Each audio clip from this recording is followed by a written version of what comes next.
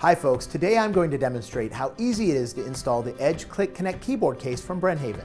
This case fits 5th and 6th generation iPads with 9.7-inch displays. It's designed to turn a student's iPad into a laptop for versatile use in the classroom.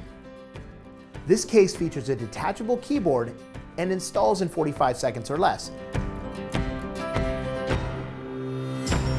Alright, let's get started. The case comes pre-assembled, so disassemble the pieces and place them on the table in front of you.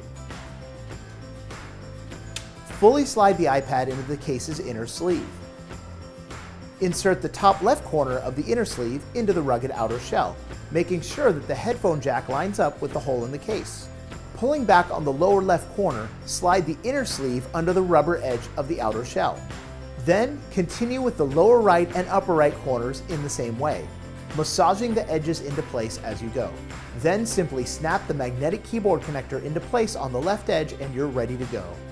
Remember, the keyboard never needs charging and you don't have to disconnect it to charge the iPad.